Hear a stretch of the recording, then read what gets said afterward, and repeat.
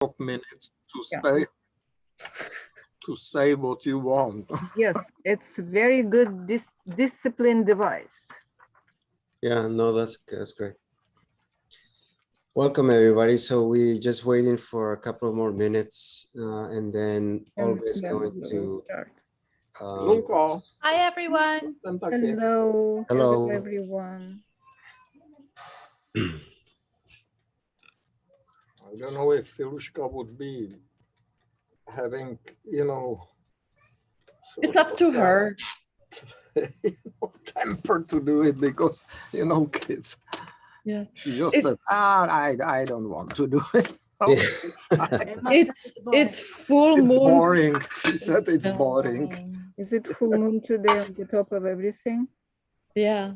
Yeah. And it was a strange day. It was there was a horrible tornado in Czech Republic. They've never had a tornado, but really deadly, and the images are horrifying. It looks like after a war. It's Yeah, Petra's mother is living in the center of that. No. We just called her. No, it's in Moravia. It went through Moravia. She's living in Moravia. Okay. Fortunately, it missed her location, the tornado. Can you imagine tornado in Czech Republic? It never happened there before. No. Hard to imagine. Suddenly there are tornadoes in Czech Republic. Of course, it's relating to global warming. Yeah. For the last 30 years, I am hearing from the scientists who are warning us that the weather patterns will be still more and more aggressive. Yeah. And people don't listen. They just don't care. They want to be rich pigs, have a lot of money, have a lot of properties, condominiums, spend as much of possible energy, etc., etc. They just don't care.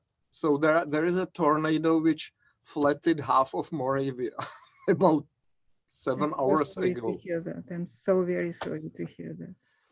People are completely shocked. Houses like only foundations, and piles of cars, like top of each other. Well, Olga, I guess we will start, right? You want to go ahead and start? All right. So that is a formal welcome to everyone. Thank you very much for coming. And if somehow you don't know what is it 89, it is 89 Midway Artist Studios. So at one point we decided that would be great to come together once a month, and someone from Midway or a few people would introduce and share their art in any way fitting for them, in any media and any technique, to introduce their art making to the community and to the world. So we are zooming in on their creativity. And it is so happening that first, before we jump into the subject matter, I will have to thank you very much for everyone who invested their work and creative spirit and hard labor into that project that we are starting today. And of course, Milan, Petra, Emma, Mario Villa Design, Mario and Hannah, Maria, Reber, and I think that, well, curator as well, that I have to admit. Curator did a little bit of work too.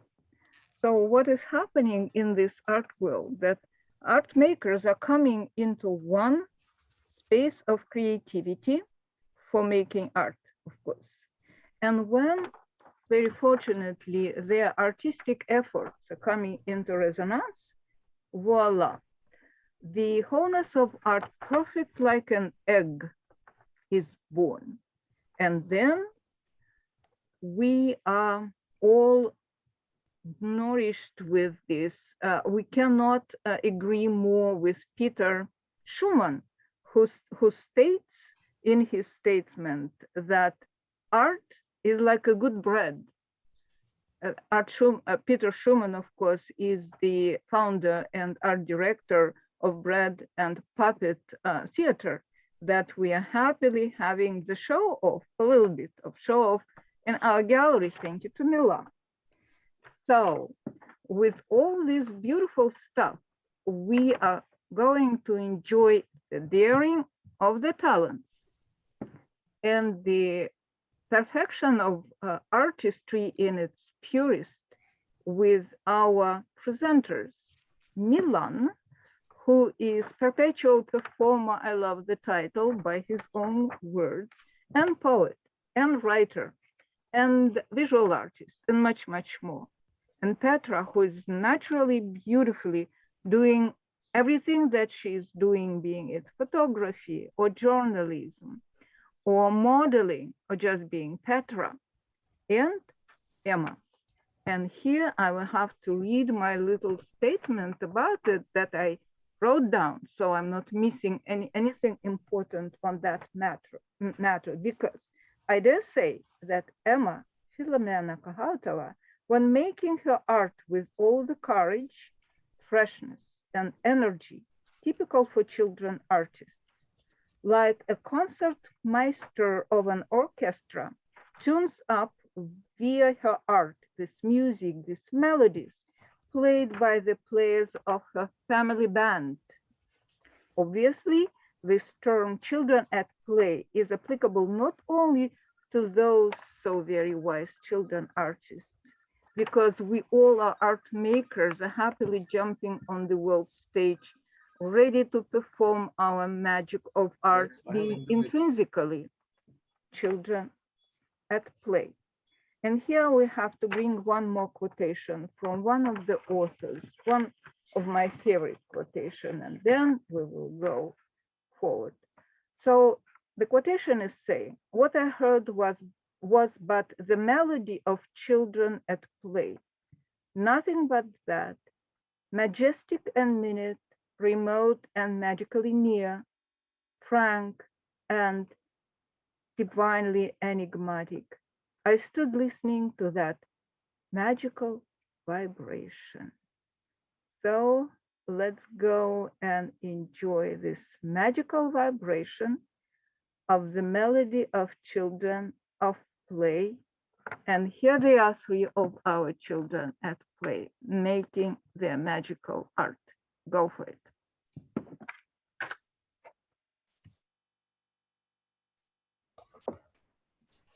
I will take the seat of my husband. The boss. The big Boss boss, husband. macho, the biggest macho possible. Misogynist. Big misogynist. Yes. He's the biggest misogynist ever. When I first met Milan, he said, oh, you can't draw. Oh, you can't paint. So I was like, okay, I'm not going to. But anyway, you can't really stop the creativity. So when Emma was born, we were still doing things together. So maybe, right, Emmy? We always do stuff together. So maybe I could show you the photos, the oldest photos where I am together with Milan. I met him when I was helping with the art like spiritual artist festival, and I was performing there with Milan's colleagues. It was Mary Novotny Jones and Jet Spear, and we were like, I was helping Jet to build a skyscraper for a blind pony that lived in one of the schools in my hometown. So this is like the the process of building that skyscraper. This is jet spear. You can't see me on the photo, but I was there wearing those helmets and already like being a construction worker there. So that was one of my first performances ever. If I can say, Jet Spear was a director of Mobius Group, which was located in the neighborhood here for decades. Yeah. So this is Milan performing in my hometown, and he didn't need any help. I will tell you, he didn't need anything. He just wanted me to look at him. So that's just very interesting because I was supposed to help him, but he didn't want anything. Yeah. So I will just, yeah, this is the oldest photo of me and Milan together. Yeah, So I don't know. It's not reflecting. Yeah. Okay. So that's me looking at him like, what do you mean? Yeah. So this is the introduction. So I became the biggest fan of Milan ever, probably. So that's why I was helping with the editing of, I was actually doing the editing of the book about his art. So all the texts there are like with my touch, and our friend and colleague, Milan's colleague from Mobius, David, was doing the English part. And of course, I am the documentary photographer of many pieces there. I don't want to like show them all, but maybe if you're interested, you can come to our floor and take a look in the book. And there are many photos I took. Yeah. Nowadays, I just do, as Olga said, I do like many things, but I'm not advanced in anything. I just like, I love working with the paper. So like we create all the time with Emma, like handmade recycled paper, and we make like cards, birthday cards and stuff like that together. Or sometimes I do that myself, and sometimes she does it herself. And we do like paper mache stuff. This is my magic box. It's like with those screens for the I can help you show it, you know. Handmade paper. Mm-hmm. And I always like, I love printing stuff like with stamps, and I like cutting different, like I make different structures of the paper, and then I cut things out and I put them together. So these are like things I do. We do like paper mache together. So this is like what Emma recently created. It's actually a cat.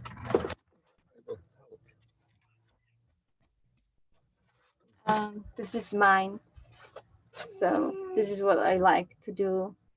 It's like kind of a relief. Yeah. Mm-hmm.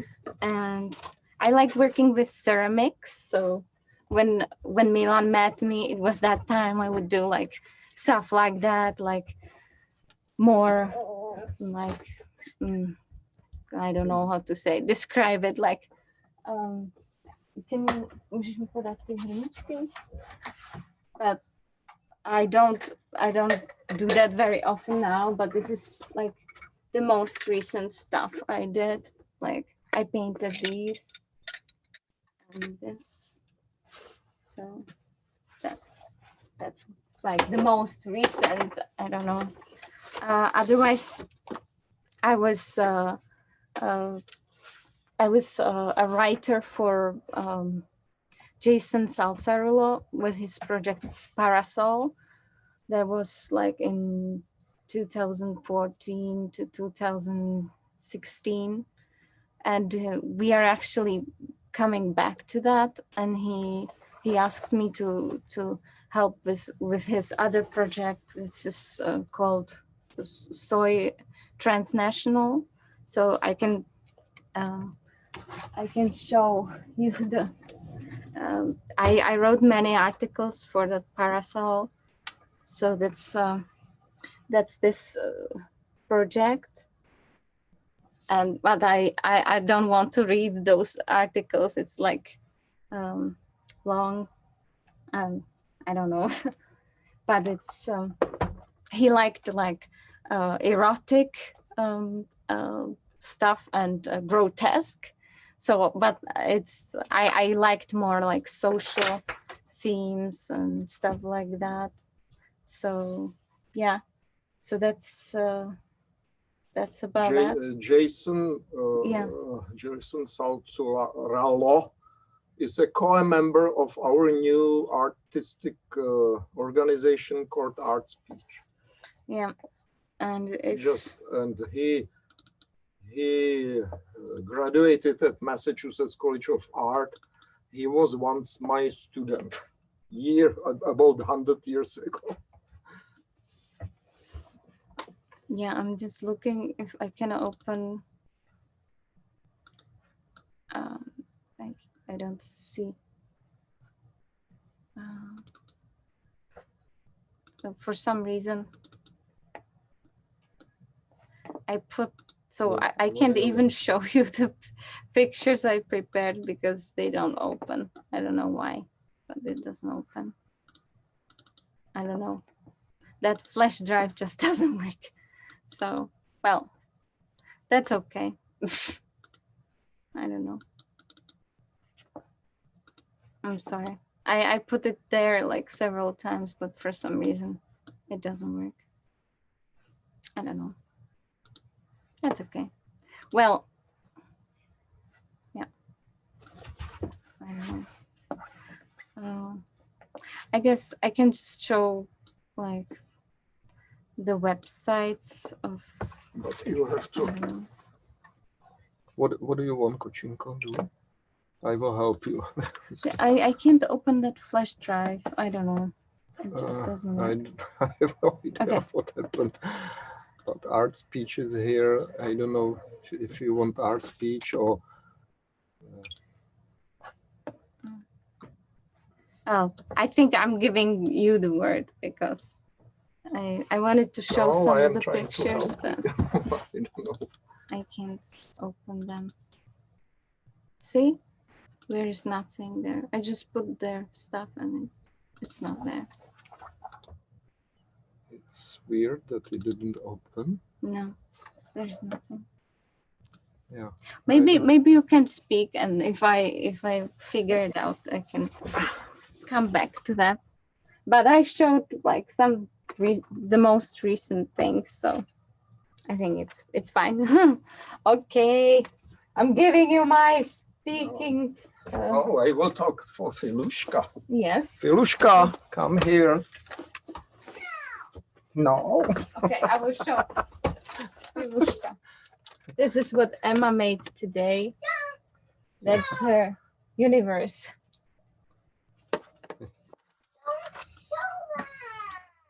No, I can't show that. Okay, so I will. Don't you remember I made it yesterday? I will. Can you, Filushko, please. Can you see? Can you see? Can you see? Yes.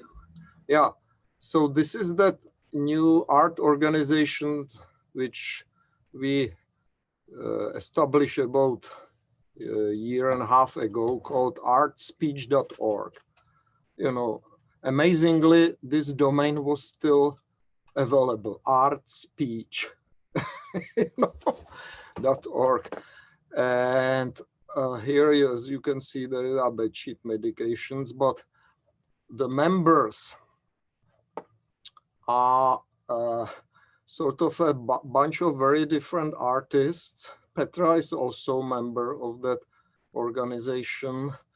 That's me. And Filushka is also a member of that art organization.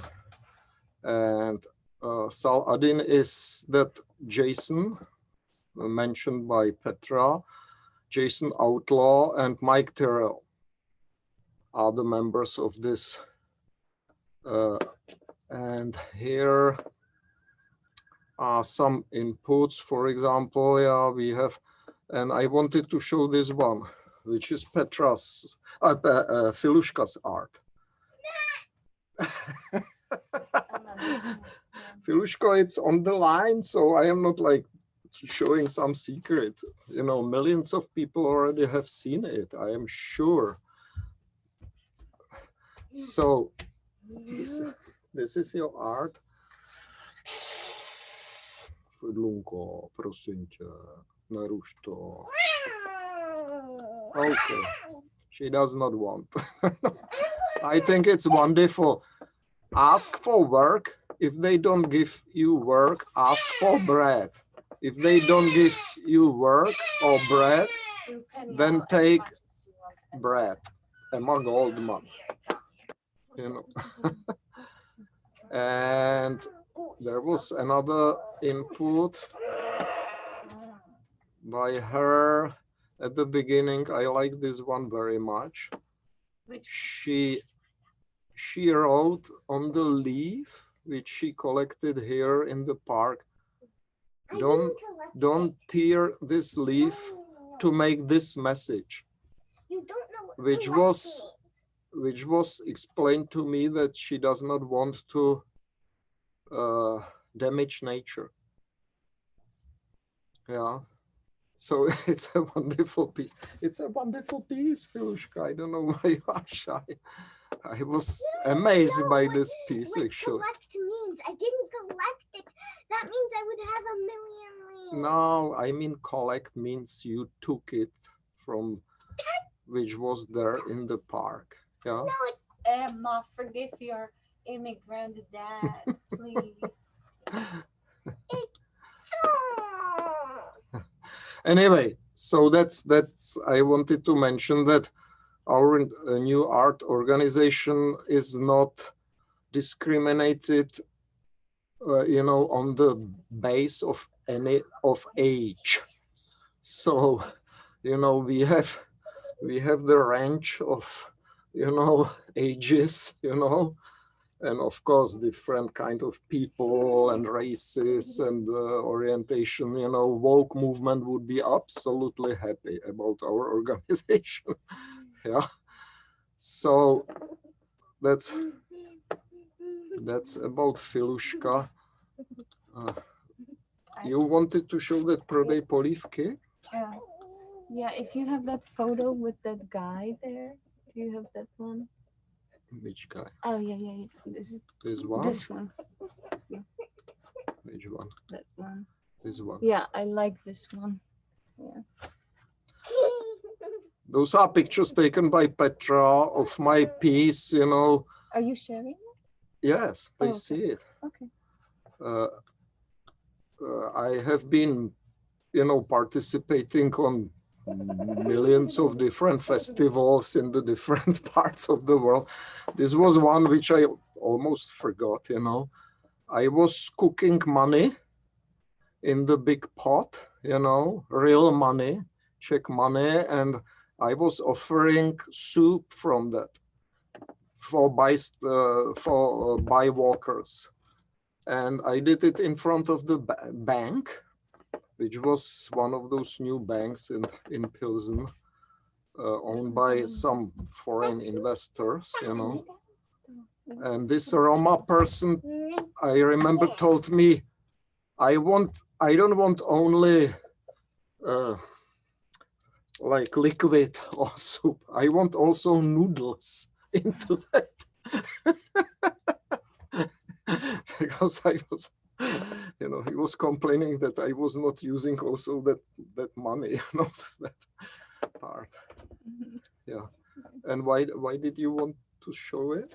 Because that's the photo I took, and I I like this one. It's because I always try to, like, Milan is very, very critical, and he always wants the photo to express everything. And I felt like this one expressed a lot from that performance.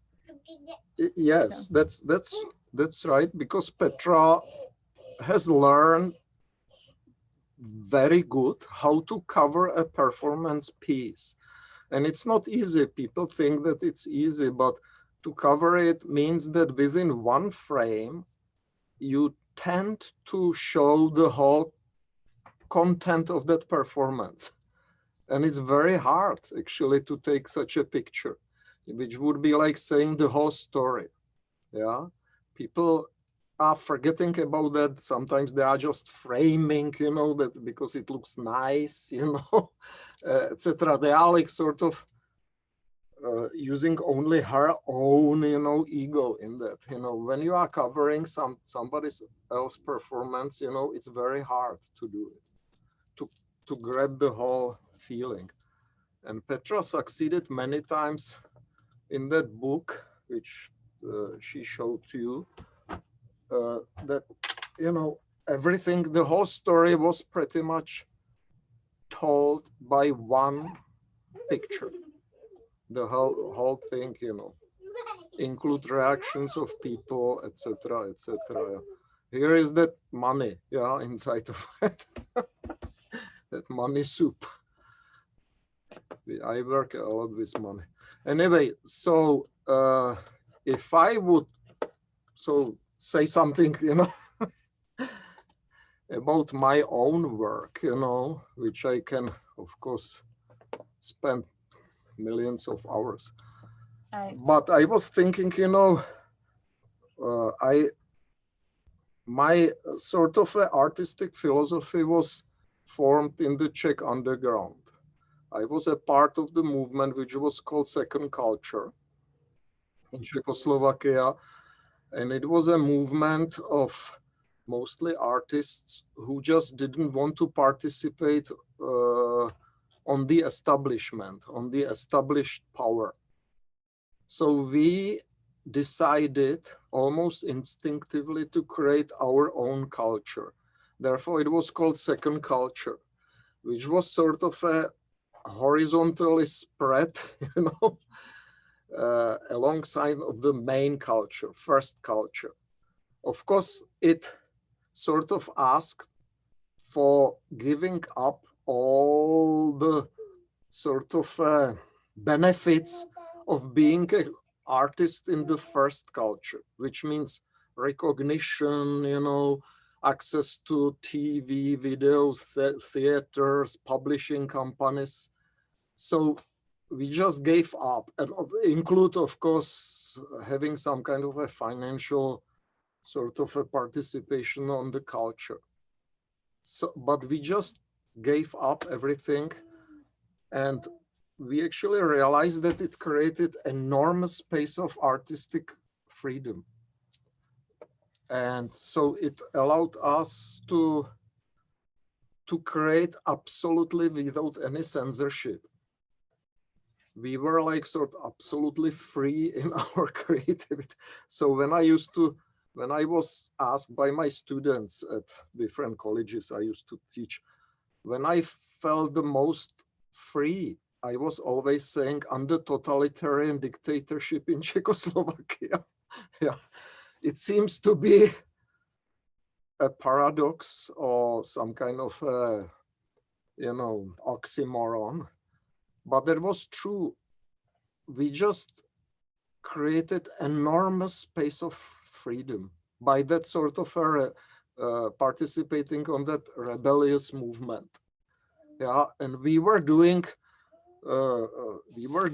actions completely against any where are some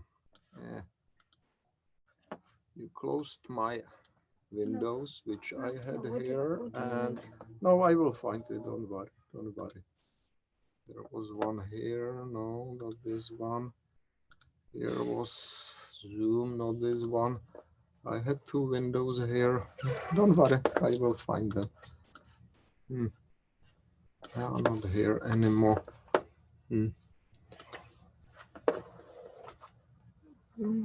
No, they are gone. All of them. Albumy do photo, for example, here. Yeah.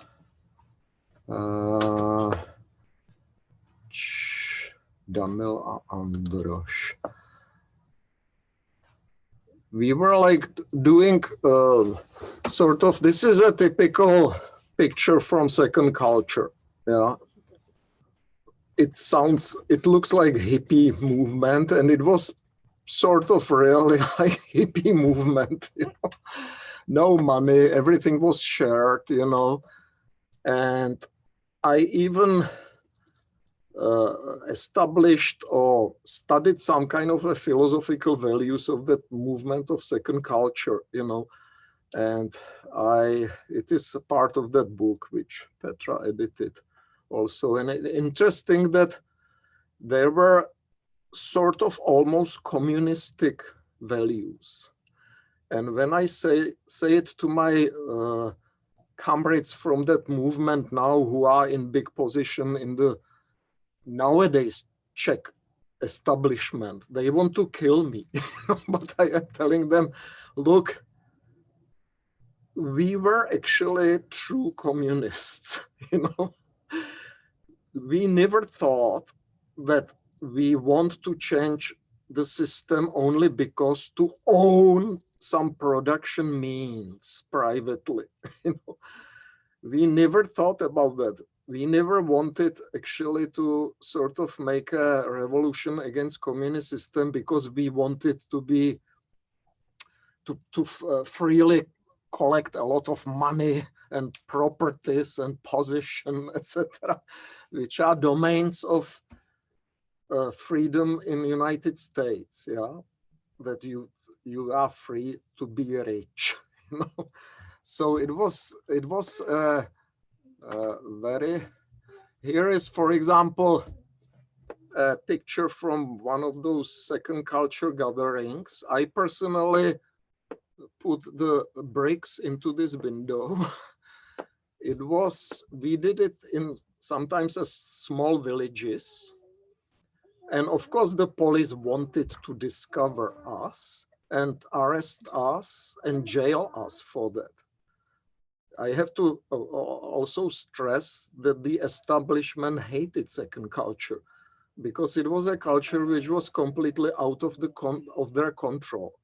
And each establishment wants to control their people. It's, you know, especially nowadays in the United States, you know, that woke movement drives me crazy. They want even to engineer your thinking, you know, don't use these words, you know, and don't offend anybody and blah, blah, blah. And so they hated our movement. So we moved to small villages, you know, if some of us had some small, you know, house somewhere in the middle of nowhere. This was a pigsty, former pigsty, which we cleaned and we turned it into theater. Yeah. And we just covered all the windows, you know, with bricks and filled so that the noise would not be heard, you know, too far and nobody would call police on us. You know? Of course, the effect was that it was like a gas chamber, you know, because everybody was smoking, etc. But here you can see on the right, you know, people were creating some art, you know, there on the walls, etc. And at this moment, some underground band is playing, you know. Some of those bands required that the musicians would never ever learn how to play the instrument. You know? So it was also some kind of a second culture rebellion against sort of a controlled form of the art. Yeah. So this is, you know, Where to, for example, this is, we are building here, that's me building a stage for second culture event. This one took place actually in 1983. I remember it exactly, August 28th of 83, because I landed in the jail after this event. So it was in the middle of nowhere, some small tiny village, and we built a stage there, and we were keeping the gathering there, you know, for several days. And then the police came, they surrounded the whole compound, and they arrested me, and I ended in the jail. Yeah, so yeah, Filushka, Daddy was in the jail. Here is another sort of that gathering, you know, how it looked, you know, that second culture sort of movement. And people were reading poems there, their short stories. Some people were showing their sort of independently made films. Some people were playing music. There were even some kind of a small independent theatrical productions as a part of that. And it was mostly running for several days, 24, you know, continuously. You know? So it's a little, I have many pictures of the Czech underground. Yeah, this one is also interesting. You know, people were like displaying their art on those second culture movements. This was in Holubin also, and camping there, you know, etc. And so this movement formed my sort of almost life philosophy, you know. Therefore I hate capitalism because I thought it was about freedom. Then I realized it's about money, you know. And so another part of that philosophy is that I am incredibly sensitive to any kind of established philosophies or ideologies, you know. So I guess that most of my colleagues from the Czech underground are permanently rebelling against any system they live under. So no surprise, I am rebelling against our established system also. And now what drives me crazy is that new woke movement.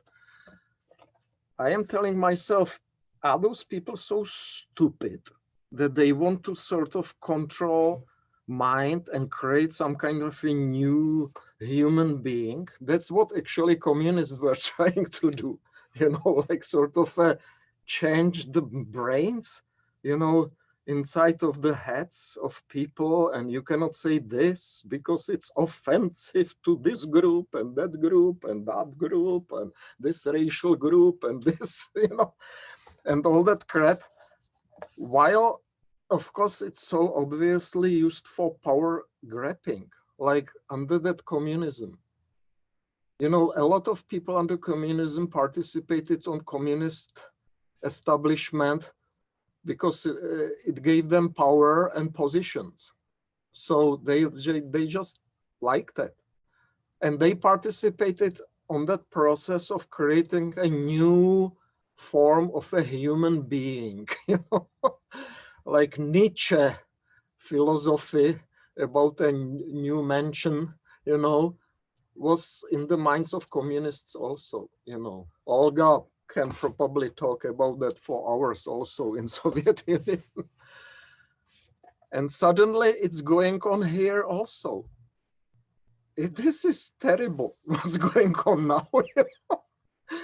I just read that Tufts University released a list of certain statements which are not allowed to be used by the teachers at Tufts. You know, it is like, give me a break. One of them, like, I am shooting for some issue, for example. It is politically incorrect. You cannot say it anymore in academia.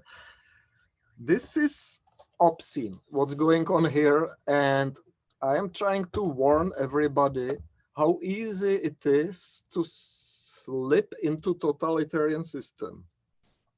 If they grab power, control power, complete these woke, cancel culture cuckoos, it can land in very bad disaster, But what's funny in my artistic view of that situation is that at least under those communist government, when we were like part of the second culture, the communist government still provided us with very free, cheap, almost free housing, the basic food was very affordable. There was free healthcare, free education. So here, if we end in totalitarian system, we would have like both bad ends. We would still have cruel capitalism squeezing money from each participants, plus we will have a complete censorship of our mind. So it will be like hell. It will be final hell, on the earth. Anyway, so to say it shortly, also my artistic philosophy, I mostly shifted into performance art in that second culture. And the reason was that performance art doesn't need any sort of established support like theaters, TV, publishing companies. And the only thing which you need is your body within the frame, within the context of the society. And therefore it's like a genius art form, which many of us in that second culture instinctively created. There are written books about the history of performance art. And there is, for example, Vladimir Havlík, my friend also from second culture. And he was always asked, how did you come to the performance art? Using found objects within the context of life and your body, And he said, I came instinctively to that performance art form. And it's interesting that the history of performance art, there are several books written in the US. It is considered that it was developed in 70s, marvelously in United States, which is absolutely not true. Performance art has been here ever since we sort of were organized in the tribal societies. And I think that performance art is some kind of a instinctual form of the artist, for the artist, an artist, to sort of reflect when there is something wrong with the values of the community he or she lives in. And it was used forever. I wrote actually a book, 2 seconds. I just forgot to bring it here. Where is it? Milana, you can stop screen share so we can see you better. I want to show it. Oh, okay. No. It's still. No, it's still. I want to show. You want to? You can put it back on. Okay. Then I want to see your face. Maybe show. It's. Tell me the timing, etc. I can. Where is that stop? Up there. Stop share. Okay, here I am. Okay, I wrote a university textbook for one of those Czech universities about the history of performance art. It is in Czech, yeah, and I am like sort of elaborating about the origin of performance art. And I was always asking my students also, can you bring me the sample of the earliest performance art sample in the history of humankind, you know? So they were bringing something, and I was telling them, how about this? You know, those hands in different caves, actually around the world. This is Altamira in France, about 40,000 years old. And they were like putting hands, you know, on the wall. Nobody knows why they did it, you know, so I took the license to call it the first documented performance art piece. And I always called it We the People, you know, it's power, we the people, and fuck any kind of established dictatorship, you know, that's what I felt, you know. But then, of course, there are like millions of other examples of performance art. And this one I love. You see, this is Aristotle. And here on those steps is lying a very funny guy. Do you see? Yeah, this is a classical painting, you know, and from Raphael, yeah, Atenská škola, Athens school, very, very famous, but almost nobody knows who is that guy on those steps. You know, that guy's on the steps is my teacher of performance art, whom I love most. He lived 2000 years ago in Greek, in Athens, and his name is Diogenes of Sinope.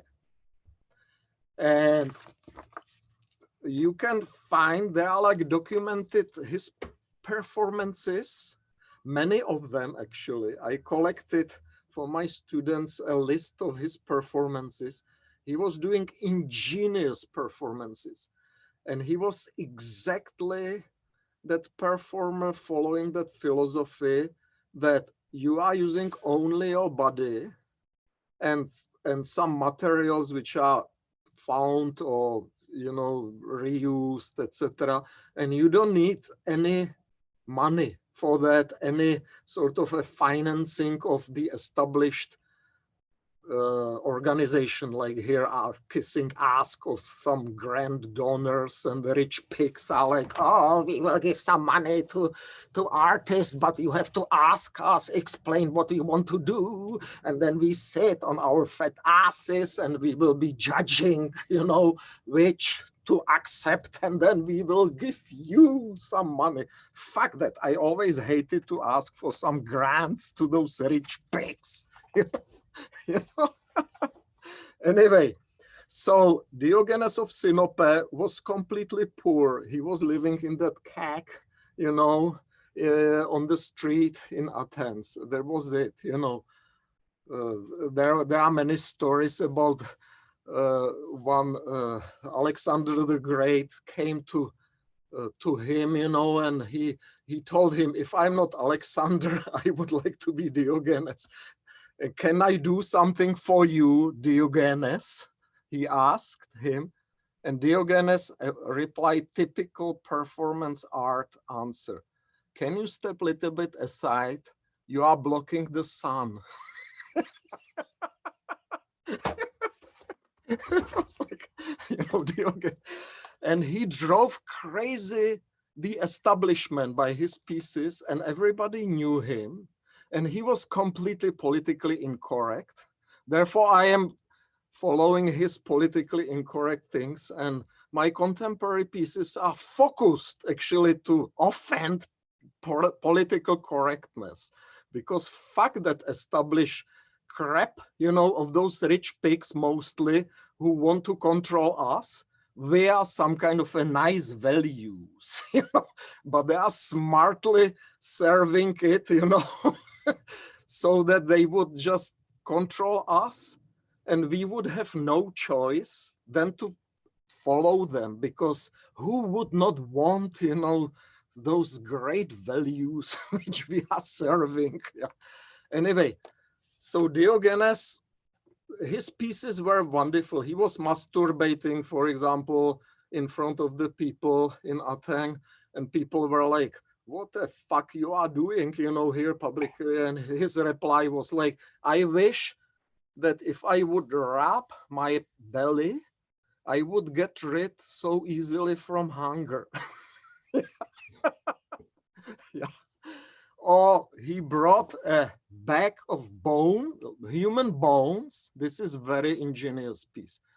He stole somewhere on the cemetery, you know, human bones, and he just threw them on the street, you know, and he was asking bywalkers, can you guess which bone is of a rich person and which bone is of poor person? You know, so people were very pissed because especially those wealthy Athenians, they hated him, you know, because those wealthy people are trying to establish their sort of identity on some kind of material recognition, you know, while they would be forgotten within seconds after they die, you know, like those rich pigs. Who remember the names of those rich pigs who died recently? Nobody. While Diogenes' name is until now perfectly remembered, you know, by the artists. So anyway, so he was one of my best teachers, you know, and of course I included different artists like Adamites, because they were like rebelling against Catholic Church in Europe, and there were performers using their nudity, you know, to rebel against uptight Catholic dictatorship of the sexuality, etc., etc. There were wonderful performers also. Don Quixote is also a performer, of course, fictitious, etc. And then comes, you know, millions of others. Hugo Ball, oh, he was a wonderful performance artist. It was that movement established in Zurich, you know, Cabaret Voltaire, it was called, and they reacted to First World War.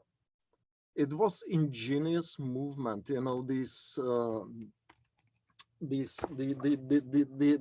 people in that Hugo Ball cabaret. They were like saying, look, the biggest civilization on the earth, which is Europe, with all those wonderful music and literature and architecture, slipped into war where millions of people were slaughtering each other. Like horrible, that First World War was horrible, you know, using gas, etc., and mostly like young men, you know, dying there, you know. My grandfather was one of them, by the way. So they just reacted to that established culture. It's another aspect of performance art, that you are permanently trying to attack established form of art. When something becomes established, attack it, you know, because it will end in the museum, and it's terrible. Art in museum is a dead art. You know? We were doing with my students at Mass Art pieces like we smuggled art into Museum of Fine Arts, and we placed it on the wall and let it, and it was sitting there sometimes for several days before those idiots realized that it is not that expensive piece of art. You know, so, yeah. So attacked art.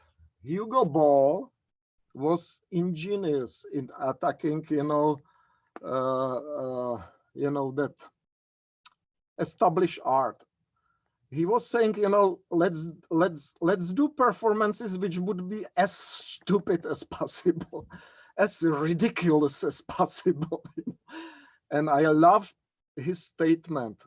If the audience is clapping, there is something wrong with the performance. They are supposed to hate you, beat you. You know? etc. So it was that, you know, etc. Marcel Duchamp, André Breton, you know, already surrealists and Bauhaus. This was also a piece which influenced me a lot. That what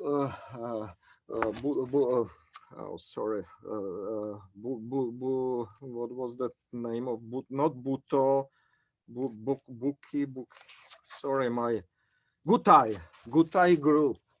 It was called Gutai group in Japan. It was an ingenious performance. Even Klein was inspired because he went there also after Hiroshima was bombed. Even Klein went to Hiroshima to study, you know, what happened. And that Gutai group was working with the fact of that nuclear explosion. And it was the first event in the human history where people evaporated when they were hit by a bomb, by a weapon. It never happened before. And when that bomb exploded, a lot of shadows stayed on the walls of some building in Hiroshima, like running people, you know? And there was only shadow. People disappeared. So those performance artists after Second World War realized, fuck, we have to just approach the philosophy of art in the completely different way. You know, not like object, like, you know, bourgeois, nice. Oh, this is wonderful piece of art. Oh, I want it. I want to purchase it. I want to have it. It is a monetary value, you know, all that shit, you know. You know, therefore art should not be for sale. I am completely against art for sale. I'm also a prostitute because maybe, actually I haven't sold yet anything, you know? But anyway, I'm not saying that I'm completely pure, but I think that art should not be for sale. I was always confusing my students at the university because they were like, oh, I thought I would be making a living on art. I was like, okay, but it's called prostitution when you are making a living on art. And I have nothing against prostitution, you know. If somebody decides to be prostitute and make a living on that, fine. But you have to accept the position of a prostitute. That's coming back to that second culture where there was no censorship and we didn't prostitute to anybody because we didn't need to bend our products to the market taste. You know, Hollywood movies, it's 100% crap, you know, because it is designed to make money and to please the audience, you know, while the artist should be attacking, you know, displeasing audience, you know, creating a new questions, you know, about the sense of life, etc. And that Guto group was exactly working with that.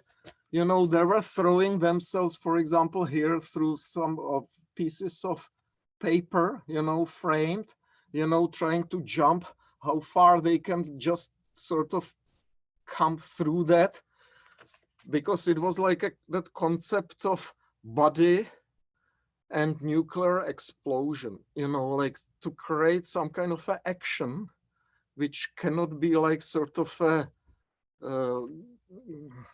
permanently monitorized, etc., etc. Yeah, so it was wonderful. After that, a lot changed, and the Klein did his very famous piece, this jump into nowhere in Paris, you know, and it was exactly also a reaction to that, you know, to that sort of a nonsense of the civilization, you know. It was another war which was completely cuckoo. The Second World War again, like a smart brains murdering people, like in the ovens, you know, throwing kids to the ovens and listening to Beethoven. Oh, la la la la la la la. Or that idiot Mozart, which I hate. Mozart is a commercial crap, you know, for bourgeois, sweet idiots at the time. Artist shit, you know, those are performance pieces you probably know, you know, they was working, etc., etc. Then came Alan Capro, he was wonderful also, you know, etc., etc., etc. And there were a lot, of course, underground artists. This is also second culture in Czech Republic, you know, this guy playing, you know, on the street of Prague, you know, for just bywalkers. There's another thing of that philosophy of the second culture and Czech underground, that you fuse art, life, and politics into one sort of a circle, endless. Therefore, I'm saying like art must be politics, politics must be life, life must be art, art must be politics, and still in the circle. You cannot like sort of escape from politics doing art. This is a very weird concept for me, because politics is our everyday life. It is how we live, include in our building and fighting between each other and blaming, you know, like bored for something. Yeah, right, Peter. Anyway, so it's politics. So you cannot escape politics. What's very weird in this country is that people understand politics as a professional job. I elect some bimbo, some idiot like Biden, and he will then do it. You know, he will take over. Politics is an everyday participation of the life of community you live in, and art also, and is life. So therefore, I consider that life, art, etc., is one sort of a circle. And so here is Chris Burden shooting at the plane with a real gun. You know, can you imagine it would be done today? He would be like a terrorist sent to Guantanamo Bay. You know? He was good, this Abramovich, etc., etc. I put myself there. This piece, I did also like a critic of establishment. Of course, I was called racist, and I wanted, Milan, you wanted to hang black people because you used nooses, etc., and blah, blah, blah, blah, blah, which is, it was completely stupid accusations. This piece I did, it was like sort of a very publicized, one of those pieces. And I again like sort of fused performance art, politics, and life together, which I have been doing still more and more. You know, I am sort of almost refusing to do performance piece for the audience because it's pretty much a weird theater.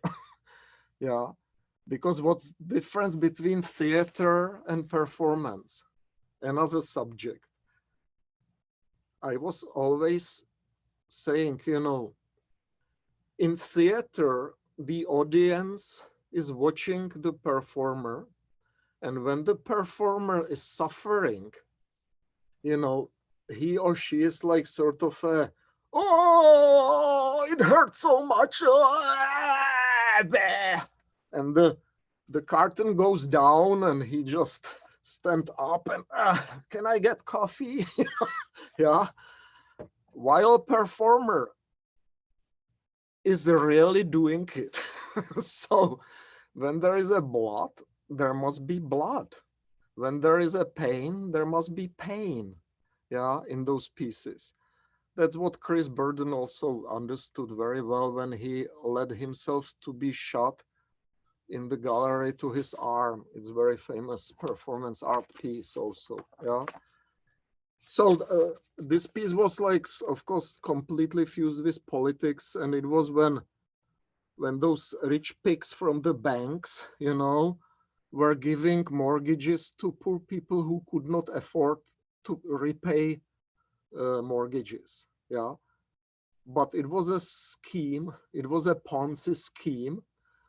They just offered it to people who could not afford it because they immediately wrapped millions of those mortgages to, they call it some kind of, they have that weird language, you know, like some kind of, I forgot. And they were selling those packages to other banks immediately.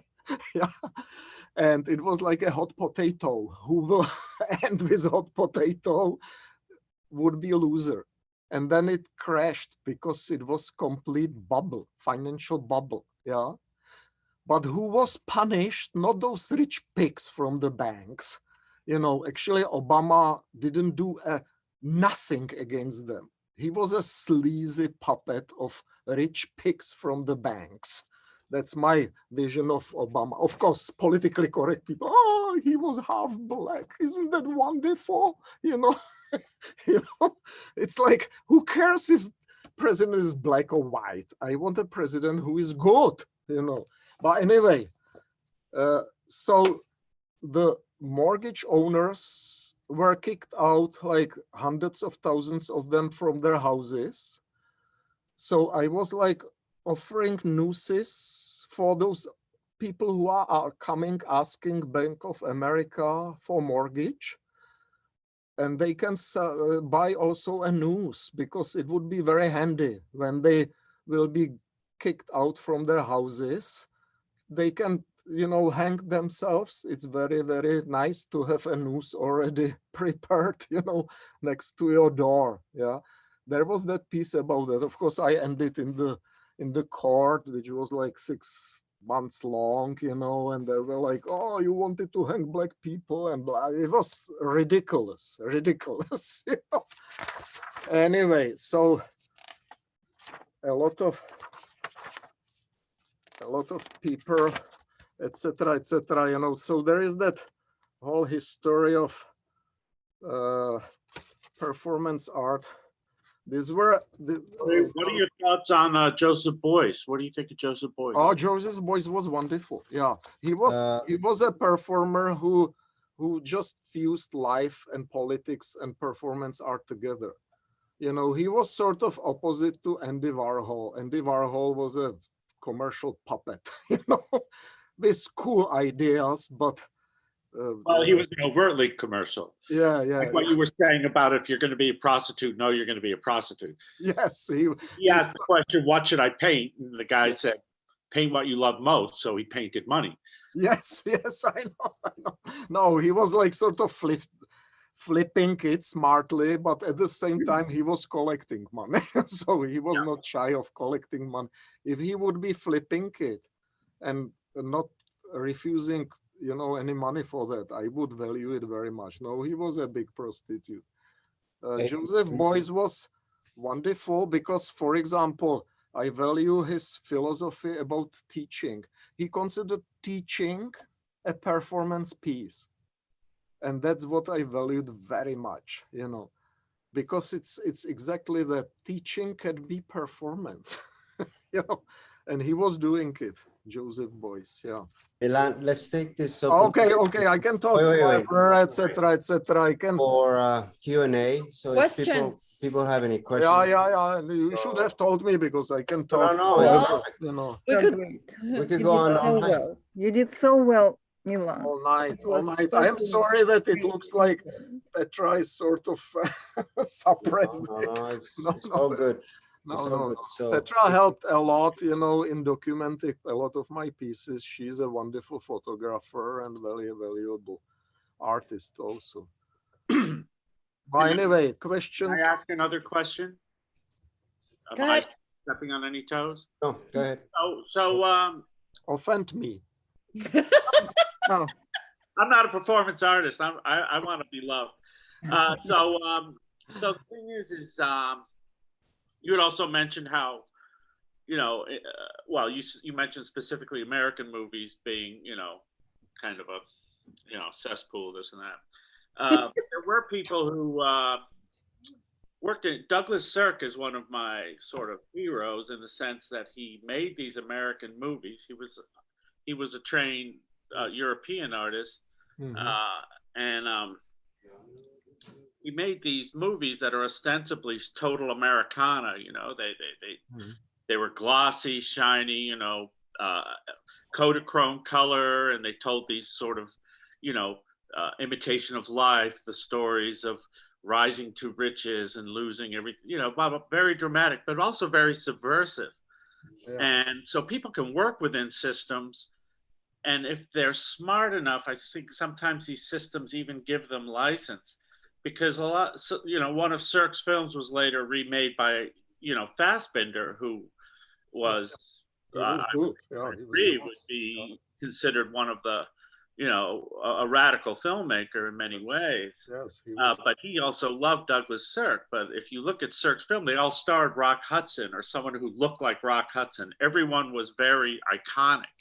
Yeah. Purposely.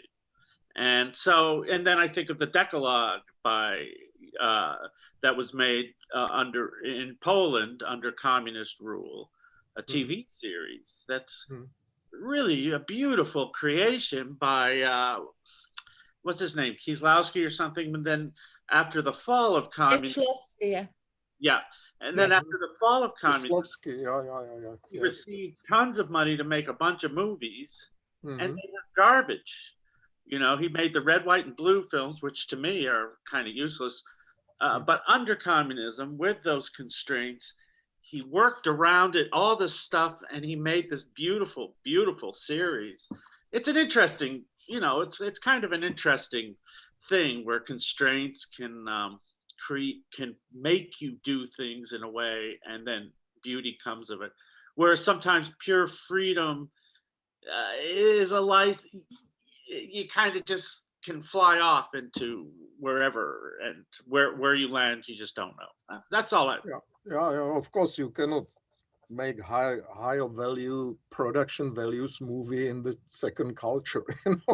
I can show you, if you would be interested, then sample of the movie I did in the second culture later. But no, I understand this, and I am trying to say my own sort of life philosophy. And I know that, of course, there are like some people working within the system who created wonderful things. I grew up on all those Bergman movies and Sikas movies and Fellini's movies, etc. And there was, when you mentioned that sort of a communist system, in Czechoslovakia in 60s, which was between about 61 and 69, when Soviet Union came to occupy Czechoslovakia and stop that experiment. It was called, that system was called socialism with human face. And even those people in the establishment were trying sort of to make that socialistic system human. Yeah, so for example, they canceled censorship. Communists in 60s in Czechoslovakia canceled censorship. And during this period was creating about 100 movies, which is called like a Prague New Wave movies. I have a book about that if you would be interested in that. And they are all marvelous. And it was thanks to the fact that the state paid all the bills and didn't ask the artist, didn't sort of limit the artistic creativity. So the directors were allowed to experiment using non-actors, spending on the side as many days as they want, I worked several times on those some kind of Hollywood movies. It was terrible because it was like you cannot spend more time on this shot, etc., etc. So that Art New Wave, Prague New Wave, they were allowed to do whatever because the bills were like covered, and it worked. They created wonderful films, absolutely ingenious. One of them was Miloš Forman, for example, who ended in Hollywood, and his Hollywood movies were crap then. But watch his films in the under Czechoslovakian new wave, you know, wonderful, you know, lásky, jedné plavovlásky, etc. And fireballs, fireman ball, you know, Loves of a blonde. Loves of the Blonde, for example, etc. Those are ingenious films, you know, and there were many of. So that's my answer to a question. Of course, it can happen, but I was then living under that system, which was not so already socialism with human face, but it was sort of as ideologically strictly controlled system. Yeah, some people liked it because the state was providing everything. You know, some people consider it like also paradise, you know, perfect free healthcare, education, blah, blah, blah, a lot of free time, you know, no paying bills and like here, you know, filling tax returns. It didn't exist under that communism. You know, it was like for some people, but we hated it because they were trying to control our minds, you know, the same like that woke movement is doing now. Wow. You know, I'm coming back to that woke movement. Look, I did one of my latest pieces is this one actually, which which I did, you know, a few weeks ago, you know, which took me a lot of time, and Petra took the picture, and we were struggling like many hours to set the lights that they would not be reflecting in that mirror. This is not Photoshop. I hate to do Photoshop picture. This is a real picture, yeah. But I am like sort of trying to reflect, because I'm turning back on that woke cancel culture movement. I don't want to be part of that anymore. I think it's stupid, blind, not solving anything. They don't have a real sort of demand to change the system, you know. In many ways, they just want to get money. You know, that's I have the feeling from that. Yeah. So I am turning back on that system, and I am like reflecting only through the mirror my mood in this sort of a piece. I started to call these pieces performance situations.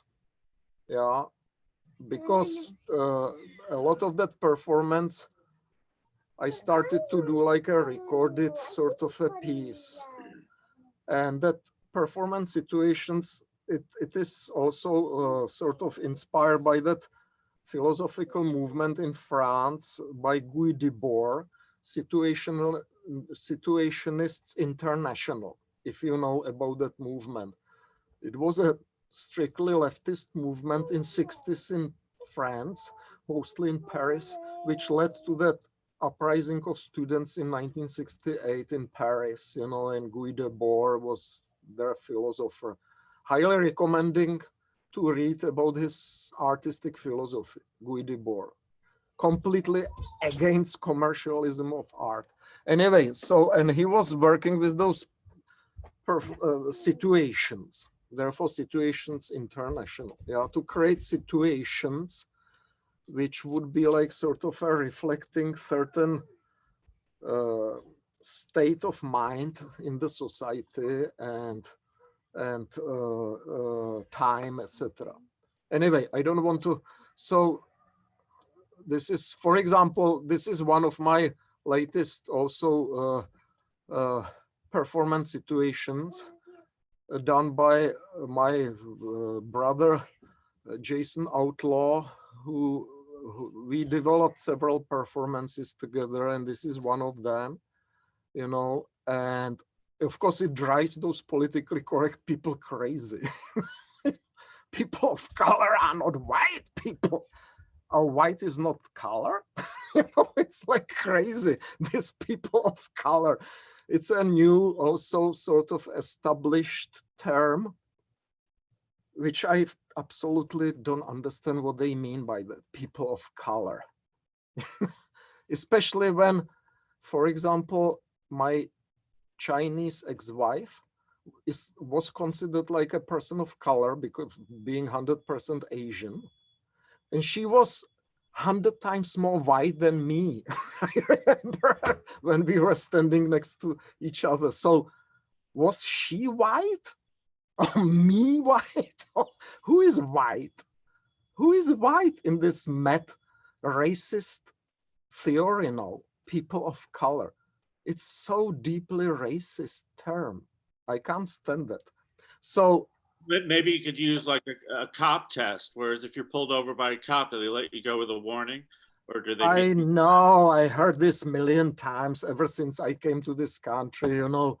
Well, if I go to the, actually it's sort of a cliche, this story, cops are removing you from a car, etc., etc. You know, it's like everybody is using this, you know, and I think it's whatever. Anyway, it's not 100% based in racism, but it's a long discussion about this. But anyway, people of color, for example, I did, you know, this piece, I also, you know, contemporary publishing, how to become a politically correct, perfect slave of capitalism. Yeah. It is how I feel. You know, we don't want to change the system, but we want to change our minds toward that system. It's so weird for me also. It's exactly that sort of a dictatorship of communist establishment on our minds, you know. How to become politically correct communist, perfect slave of socialism. That would be in Czechoslovakia for me, yeah. I know a lot of you disagree with me, and that's fine. I don't care. I don't care.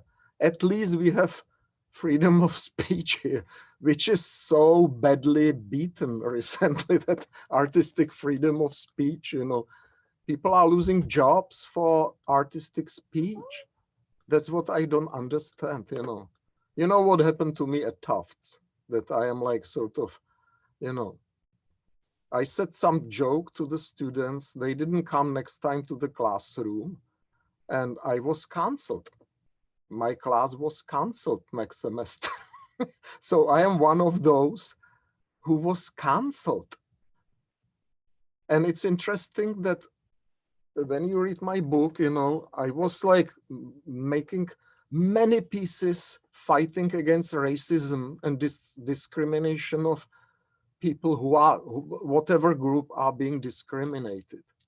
And suddenly I found myself to be canceled by some snowflakes in academia who cannot stand a joke. By the way, humor is dead also. So anyway, so any questions? I don't want to again talk blah, blah, blah, blah. If you have more questions, I am happy to answer. Be offensive, I don't care. Disagree, scream at me. Sorry, Milan, could you stop sharing so that we could see your face? Ah, sorry. Okay, I am here again. There's Milan's face. I want to see your face. Well, hey, so Petra documented a lot of your work, and Petra, are you still doing photography? Are you still working with that? Well, whenever Milan needs a photographer, I'm here for him. Sometimes I take pictures of the family or whatever, but I usually, when we go somewhere, Milan is the photographer. So like when it's like the family stuff, you know, and I don't. Yeah, but it's, you know, whatever. It's, That's just, so yeah. But yeah, I'm available for him. But not available. You are like very valuable sort of a participant on the project, you know, because Petra already knows what I sort of expect from that, and it's sort of ingenious, you know, that sort of her skill in that sense. It's because it's hard sometimes. It's very hard to do a good picture, you know, because you have to watch, for example, you know it. You know, what is the expression of face? Is the light good positions? Is there not reflections on the glasses? Is there whatever, you know, there are millions of things to control when you are taking the picture, you know. So to that, I would add that several times when Milan had performances in Pula or in Croatia or in Ostrava in the Czech Republic, I was like, usually when there were some like pieces when the police came and they were like discarding photographs, they said like, no photographs possible, you have to give us the device. I actually was able to somehow like took pictures and leave the scene. So sometimes it was only me from the bunch of photographers who was able to bring pictures. Yeah, there is a famous performance of mine in one of those banks in Czech Republic, part of the festival, when I wanted to open, I asked for the opening of the account in that bank, yeah, business account. So I was like writing millions of applications and that stuff, and then that woman asked me, you know, that sort of, what's your first deposit, you know? So I leaned down and I removed 2 buckets of coal. I put it on the counter and I said, you know, coal is very good commodity now, you know. It is being traded on stock exchange now for big money. So 2 buckets of coal, yeah, please, if you can like put to the deposit. They of course called police. They locked the bank. Listen, they locked the bank. The police came and confiscated the photos and cameras and from everybody who was there, and erased the documentation. Petra succeeded to change the stick, you know, and put it somewhere in her bra or something, you know. So it is, the documentation is, where is that piece? The documentation was just saved, you know. So you can talk, I will find it, so to entertain people. Yeah, so. Milan, I do have a question, actually, yes. But this question is for Emma. Yes. I know she's tired, but I was just wondering. I'm bored from being bored.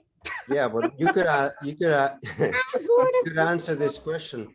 The drawing, the drawing you did about the cat, in the pandemic exhibit that was in the lobby.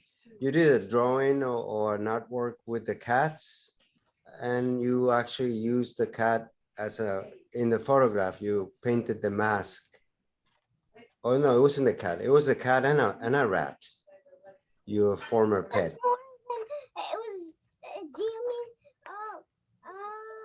yeah, it was many cats and many rats. So did you take the picture or did your mom take the picture? I took the pictures. You did? Wow, those were wonderful. And then you alter them with crayon or something on top of the drawing. No, it was I drew with the screen. There are tools on the screen. I drew with a marker over it. So then it came out like that already. Oh. Well, just wanted to say that those were wonderful pictures. There is a nice display of Filushka's art in the hallway. and it's covering about 4 years of her life, last 4 years. It's very interesting, the development, of that, and how much the art education has effect on child's creativity, spontaneous, sort of a creativity. By the way, here is that picture which Petra saved, you see, I am opening business account and those buckets next to me, yeah, in that bank building. Nobody else was able to I leave think, with the pictures. Yeah, I think that, yeah. let me say a few words. Can everyone hear me? Yes. Of course. First thing, I wanted to thank you for the great performance art. It was a piece of performance art. You all three did it. And I agree. I want to mention the display that Milan briefly described on the 5th floor of Emma's art. I've to admit that from time to time I come to 5th to see the display and to check if there is something new appeared on it. That's why we all wanted to have all three of you in this presentation. And I'm delighted to have you all three showing it to us and talking to us and performing to us. And I hope that this is the first time, but not the last time. Thank you very much. Oh, you're welcome. Absolutely happy, It's a performance piece, of course. Life for me is a performance piece. So now I think that Emma earned a good rest because Emma was tired more than everyone else in this company, I think. Thank you very much. Thank you all very much. And we hope to see you next time at our next presentation on 89. And there are a number of people who are planned to do that for us. We are not sure yet who will be the next in July, but we will let you know. Thank you. Thank you for organizing it and looking forward. Thank you again, everyone who did it, because there are a lot of people invested a lot of time and inspiration and labor in starting this program. I hope that it will be running for some time, no matter if we will resume our regular activities at the gallery and around the building. I think that this program should survive because it gives us an extra opportunity to see each other, to talk to each other, and to perform to each other, exactly as we experienced it today. Good night, everyone. Good night. Good night. Ciao. Thank you. Ciao. Bye-bye. Yep. One more red. So now let's have beer. We should have beer and continue with the... Come over, have a beer. Oh, suddenly someone's all... We don't have any beer. Let's meet. Come to our place for one drink. Good night. Thank you, guys. Nice to see you. Nice. Ciao. We'll meet outside sometime. Ciao. Oh. Whoops. Come. Hanichka, come here. We're going to eat now. Yeah, we're having dinner. We're going to eat now, so we'll probably stop by after. Yeah, well, you won't stop by after. It's going to be late. Emma's going to Ciao. be sleeping. But Ciao, ciao. Okay, perfect. I hope I didn't hide. It was great. No, it was great. If Petra too, it's fine. Even if you can't find your pictures, it's your drive didn't work. I had to put it on my drive. No, it's fine. But it doesn't matter. I think it was wonderful. I think it was great because people don't really know. Like they might know little bit or more about Milan's work, but oh, it's Emma, right? Emma just came over to say hello. She escaped. Oh God. Okay, so we will come for supper. Yeah. Come over. Mario's face became like, oh, well, enough food for me. You could watch us eat. You could. It's fine. Yes. How you are like acting, and when you were supposed to say something, you were screaming, no, no, no, no, I don't want to do anything. No.